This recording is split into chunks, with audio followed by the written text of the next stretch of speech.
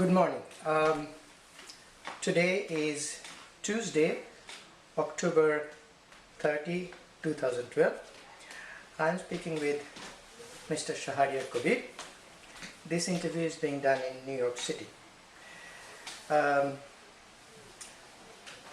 Mr. Kabir, apna desh, where is your home? What is your home? Bangla na English? English preferably. Okay. So, I was born in Dhaka, Okay. but my parents, they came from a southern district of, now it is Bangladesh, that is from Feni. Okay. So, have you been in memory of your village? Well, I was born in Dhaka. I just visited Feni only a couple of times throughout my life. So how was when you grew up? How was your neighborhood like? Okay, my parents, they were in Calcutta. My father was educated in Calcutta, later he joined a government job, and up to 48 he was in Kolkata with my mother and his other family members. My uncles were there and my cousins, they were also grew up in Kolkata. So I'm the first one in my family who was born in Bangladesh. Now it is Bangladesh, at that time it was Pakistan. Pakistan. It was 1950, so at that time we used to live in old part of the Bangladesh, Dhaka, that was known as Old Dhaka. Old Dhaka, yeah. So it was a hospital, I remember. I was been told that that was Mitford Hospital, Okay. So I was born there. Okay. And my schooling was also in Old Dhaka, that was in St. Gregory's High School. Okay. Then after completing my school, I joined the Jagannath College for higher secondary. That was also in Old Dhaka. Yeah. Then I came to New Dhaka, that is Dhaka University, and our family shifted to New Dhaka. Okay. That is Mohakhali. Mohakhali. So since 1967 till now, we are living in Mohakhali. So that's your home. Yeah. Now, do you know what's the name of your parents? My father name is Siddiqullah and mother is Saida Khatun. Now, what kind of profession they were in? My father was in police service. Police service. Do you know why did they come to East Bengal or East Pakistan? Because they were rooted in East Bengal. Their ancestral home is in East Bengal. Were there any atrocities against them or anything? No, not at all. Okay. They voluntarily just opted to come to Pakistan. Yeah, there were options given to government workers. Yeah, during the partition there were options. Yeah. But those who were rooted in this part of Bengal, they all came back to Bengal, all the Muslim families. Yeah. And when you grew up in your neighborhood, how was the neighborhood like? Was it a mixed neighborhood or all Muslim or Hindu-Muslim mixed? Well, Old Dhaka, basically it is a Hindu-dominated area. In my childhood, what I have seen, Shakari Bazar, Tati Bazar, these are very close, paras, where I grew up. And when I was in school, that was a Christian missionary school. Yeah. Most of the teachers, they were Hindus and they were Christians and Muslims. And we have never seen any communal conflict when I was during my childhood. The first memory of communal conflict that I remember, that is in 1964, when I was in class 8. Fajrat Bal. Yeah, and suddenly we saw that the school was declared closed, and a number of all our Hindu teachers, they took shelter in their schools. And suddenly that painful memory, what I remember, that I mentioned in one of my books also, that is the Days of St. Gregory's. When we saw all our teachers, Hindu teachers, they used to wear dhotis and Punjabis. Suddenly, when I came to school, we have seen that all our teachers, they were wearing, dhoti, not dhoti, that is pajama and Punjabi. Yeah. That shocked me very much, I said, then I started Even to at realize. that tender age, that struck Yeah, that was a very, horrifying memory, I was saying that I was watching the pale face of our teachers, Hindu teachers. During the class, they were known to us as a giant, as a scholar and everything. But suddenly we have seen they are so helpless. The helplessness I can read in their face. So that shocked me, why this thing is happening. And later, that has been portrayed in many of my stories and novels and my memoirs also. What do you know? Anybody victimized then? Any minority? Well, number of, I remember the milkman, our Goala. So his family was ransacked, and he has number of cows, and they used to bring in those days they used to bring their cows in different neighborhood, and they used to milk them. So that Gwala, was something Kanu, something like Kanu was his name. He came to my father and just asked for shelter, and my father provided shelter. We have a very big zamindar house that was requisition, and my father was a government job. So they stayed by a couple of weeks in the ground floor of that two-story house. And when he was going back, he just wanted to present one of his cow to my father, and he said that he has planned to leave Bangladesh at that Pakistan, and he is planning to migrate. And as a gift, as a token of gift, he wanted to, present that cow. My father initially refused that you should sell it when you need money. Then he insisted, my father. Then my father, I remember, that is 200 rupee at that time. He paid to this, and that was the price. Yeah. And they left, I remember that the horror in their face, the Kanu and his children, his wife, his own mother, all were staying together in our house. And then they left, and when this turmoil was over, when our school opened, I found my close Hindu friends, they left Dhaka for all, all of my Shekhar, Bijon, Ratan, I remember all these names. They were all gone. Yeah, they went to India. Did they were they able to reach India, or do you know if no, anybody all was of them, they were well settled in Kolkata, and even when 71, when I went to India during the Liberation War, I found some of them, they were doing very well. Okay.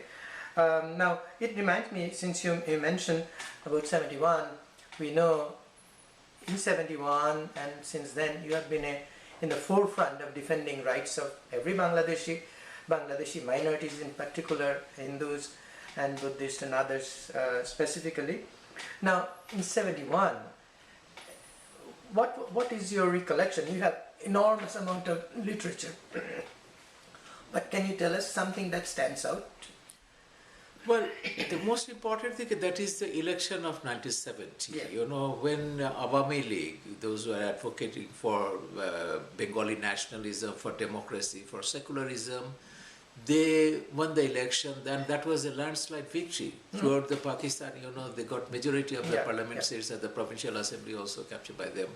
But unfortunately, the military junta of Pakistan at that time, headed by General Yahya Khan, he refused to hand over power to the elected representative of Pakistan. That was a party led by Bangabandhu Sheikh Mujibur Rahman. And eventually, that led to that horrendous crackdown on 25th March 1971, the Pakistani army. Then in the middle of the night, they made that crackdown on the unarmed, unprepared Bengali population in East Bengal. And that I remember that night we were at home, there was gunshots, firings, and mortars, and we were watching from our rooftop, and we were watching that how old Dhaka, my favorite part of the city, that was burning. My university was burning at that time. Just after, at that time, next day, it was a curfew was declared, and when curfew was lifted on 27th, I just ran to my university, my campus, and I have seen those corpses, dead bodies of my teachers. I have seen in my own eyes. That is the, one is in the Iqbal Hall at that time, later it was known as Sergeant Jawharul Haq Hall. Most of my student league, activists, their body were lying in the grass, and I can see those corridors and the steps, stairs, all the blood stained, all these rooms were devastated and blood everywhere.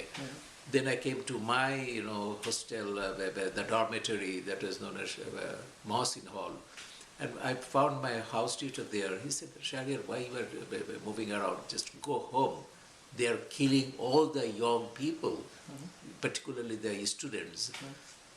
So I came back home, and then I was watching this horrifying incident every day. People are leaving Dhaka at random. Then we decided, when we came to know that Liberation War has started, We have heard this news in the Shadin Bangla Biplobi Betar Kendro, the radio station, clandestine radio station. They're calling to join in the liberation war. So I, along with my younger brother, he was in the army, you know, both of us, you know, we joined the liberation war. And later, you know, second part of the war, I was attached with the cultural squad based in Kolkata. Okay.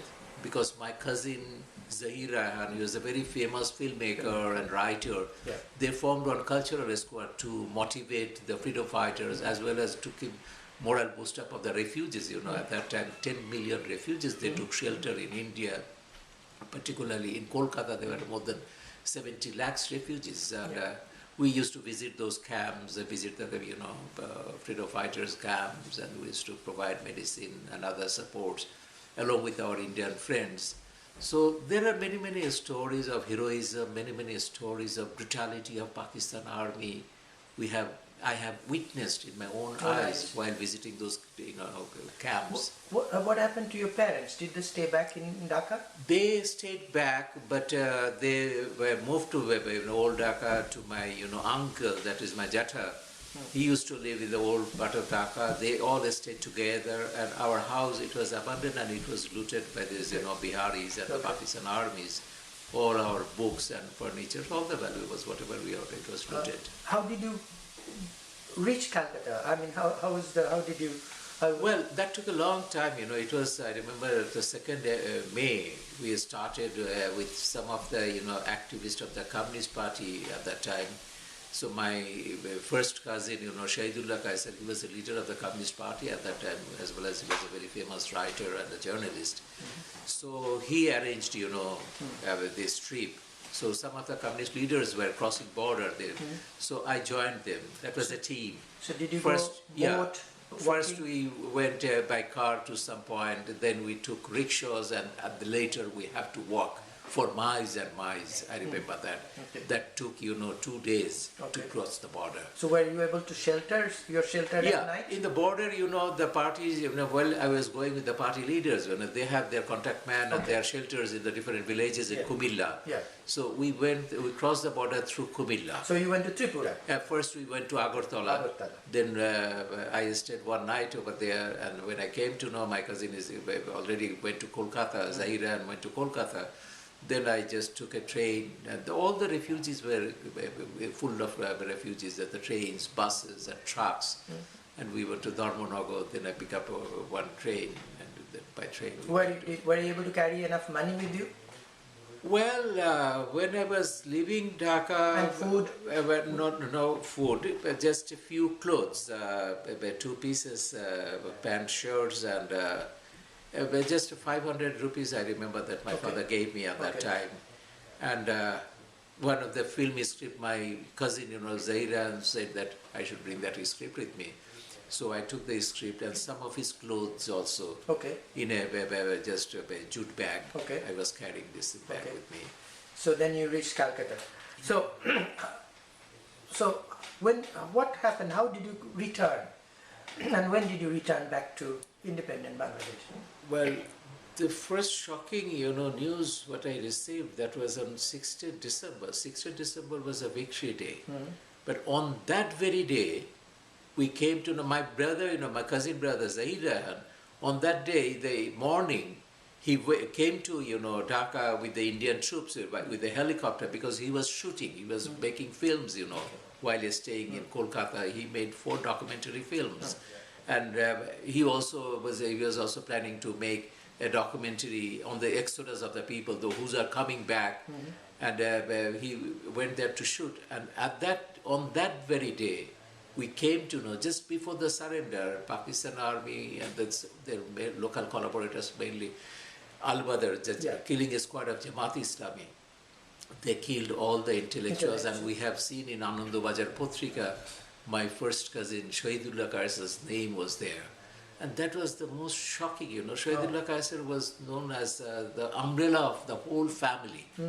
So he was the head of the family at that time. So it was, in fact, our concept of this family, it was a joint family. My fathers, they were 2 brothers, you know, all the time, even in Kolkata, they used to live together. So that was so shocking, and I was trying desperately to come to Bangladesh, but at that time I was staying with one of my friends, family. They have a lot of things to take with them. So we waited, and at the end of December, they managed to add a truck, With the truck, they loaded their belongings, and I came with them. Okay. That was at the end of Yeah. December. Now, after you came back, you have been very active in secular causes and protective. So, how did you see the society changing? Because 71 was a high point.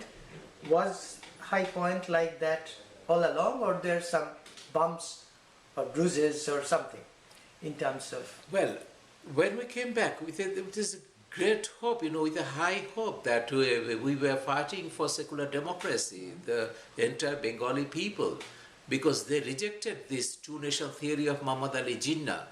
As you know, that India was partitioned on the basis of two-nation theory. What Jinnah said, that Muslims are a separate nation, Hindus are a separate nation, and they cannot live together. They need a separate Muslim country. But we have seen in the name of Islam what Pakistan did during the whole period of 24 years. Yeah. So we hope that Bangladesh will be a secular democracy, and on that basis, the party that led the liberation war, that is Awami League, they adopted a magnificent constitution in 1972 where, 4 basic principles of the new republic was enshrined as democracy, secularism, socialism, and Bengali nationalism. And when Awami League was in power, Bangabandhu Sheikh Mujibur Rahman, father of the newly set up country, he started trial of the war criminals also, who collaborated with the Pakistani army in killing 3 million Bengalis, raping 250,000 women, and forcing 10 million people to leave Bangladesh. So that genocide, war crimes, and crimes against humanity was committed during the liberation war. Yeah. So Bangabandhu started trial of the war criminals, and he adopted that magnificent constitution, and we had a hope that we'll move forward to set up a secular democratic country. But unfortunately, after the brutal assassination of Bangabandhu Sheikh Mujibur Rahman in 1990. So what kind of shift took place after the assassination? Well, after the assassination of Bangabandhu Sheikh Mujibur Rahman, it was the pro-Pakistani military that grabbed the power, headed by General Ziaur Rahman. And the first thing they did, that is the amendment of the constitution. They removed secularism, they removed Bengali nationalism, they removed socialism from the constitution.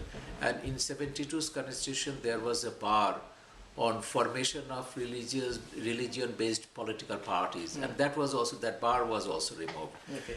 And Bangabandhu started trial of the war criminals, and Ziaur Rahman stopped that trial also, and he rehabilitated all these, war criminals named Jamaat-e-Islami, Muslim League, Nizam-Islam, all the religion-based political parties who are responsible for committing genocide during the liberation war of Bangladesh in the name of Islam. Yeah. So since then, since 1975, we have seen alarming rise of Islamism, fundamentalism in Bangladesh, and that is what we call that Pakistanization of our culture, society, and politics that started after the assassination of Sheikh Mujibur Rahman. And since then, the civil society of Bangladesh, they were fighting for the restoration of 1972's constitution, for the restoration of secular democratic values, as well as the principles in the constitution. And that went on for long years, up till 2008. In 2008, people voted Awami League, the Grand Alliance led by Awami League and Sheikh Hasina, just for the trial of the war criminals and for restoration of 1972's constitution. And now the trial has started, and partly the restoration is there. Yeah. Now secularism, socialism, Bengali nationalism, that was reinstated in the constitution. But there are a little problem also. Still we have Bismillah on the top of the constitution. Still we have Islam as the state religion. But that will take time. But I do believe that eventually that will also be removed. Yeah. Now, I thought I'll ask you, because you have been in the forefront in 1992, then 2001, when they were attacked on minorities. Why take this role in trying to protect the minorities. I understand you are even injured while trying to help a group of minorities in North Bengal. You became almost crippled. Well, I was arrested twice, and there was attempt on my life when Jamaat-e-Islami and BNP assumed power in 2001, and we have seen unprecedented persecution of the religious minorities as well as secular democratic political parties, free thinkers, intellectuals, everybody were the victim of, Jamaat-e-Islami and BNP, that alliance comprised with the war criminals as well as the fundamentalist and communal parties. So you see, it is not a question of minority, it's a question of humanity. And you are targeting certain people just because they do not support your interpretation of religion and they do not subscribe your views on religion. So that is inhuman, that is undemocratic, that is against any norms of humanism in the concept of history. So what we felt that if we want a secular democratic countries, there should be other views also, other faith also, other culture. The main concept of democracy is unity in diversity. If it is not a diverse society, if it has become a monolithic society, then it will become a fascist society. So if we want to restore democracy in Bangladesh or elsewhere, you must protect the minorities, religious, ethnic, linguistic, all kinds of minorities should be protected and their rights should be honored. Yeah. Let me ask you a related question. You mentioned you had been to West Bengal.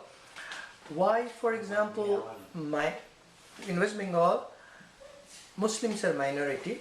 They have been able to stay, but since 47, Hindus are minority in Bangladesh, where Muslims are majority, but large number of Hindus have left East Pakistan and Bangladesh. Mainly because of the constitution. Indian constitution is a secular constitution, but when Pakistan adopted its constitution, they declared Pakistan as an Islamic republic. So Islamization of Pakistan started since the inception of this country. So because it was a Muslim country and Hindus were considered as the second-class citizen, there were persecution, there were torture, repression on the Hindus that started just before the partition, 46, and it continued up to 50. That was the main reason that Hindus, they were forced to leave Bangladesh or then East Pakistan. Now, can I ask, because you are a learner, you're a student and scholar of partition, did anybody benefit West Bengal, East Bengal because of division of Bengal? Hindus or Muslims or peasants or rich, anybody benefited because of the partition? Well, it is the elite class, the elite Muslims in East Pakistan. They were benefited, the zamindars, the rich people, because most of the business and the high position in the government office, that was occupied by the Hindus, because they were educated people. They opted for English education 100 years back, and Muslims were lagged behind them. So there was a, emptiness. There was created by this, migration of the Hindus, and the business and other thing. They were benefited. Definitely, they were benefited. But in West Bengal, what I view, that my view is that when the left communist leaders, they left East Pakistan, that enriched the left movement, socialist and communist movement in West Bengal. That is a plus point in West Bengal. But if you see the loss of human life, loss of this, and sufferings, that is enormous. 2 billion people were killed or lost their lives because of this partition, both in this Bengal and in Punjab. So this loss is enormous. And the very few people got benefited out of that. Now, let me go back to your incident. Can you tell us a little bit about how they would attempt on your life? Can you tell us a little bit about that? When, as I said, that the civil society movement is Bangladesh is very, very vibrant, and we were leading this movement since 1992, initially for the trial of the war criminals and restoration of 1972's constitution, and Jamaat Islami, definitely that was our main target, as well as they also targeted us. And since then we have seen many attacks on the secular democratic intellectuals, political parties, and just before the election, first they tried to kill me, abduct me in August 2000, and they failed. Then when they assumed power in October 2001, and they just arrested me. I was arrested twice, first in 2001 and next in 2002, mainly because we protested that persecution of the religious minorities in Bangladesh that is started. They just came and arrested you? Yeah, without any warrant. And I was arrested, first time I was arrested in the airport while I was coming back from India with recording the testimonies of those victims. Because my view was what forced them, what compelled them to leave their motherland. So that I interviewed a lot of victims' memoirs and testimonies while traveling in West Bengal, and with all these tapes and camera, I was arrested from the airport, and they charged me for sedition. They said that what I am doing, that is tainting the image of Bangladesh, tainting the image of the government. But I said that, well, when you persecute the minorities, that won't damage your image. When we protest, that damage your image. So what a silly idea is this. Yes. But, well, there was a protest within Bangladesh, and outside Bangladesh, Amnesty International declared me prisoner of conscience, and there was protest in the United Nations also. Eventually, I was released. Again, I was arrested at the end of 2002 because that was, I said something about the rise of Islamic militancy with a BBC journalist and for a BBC program. And all these BBC crews were arrested along with me.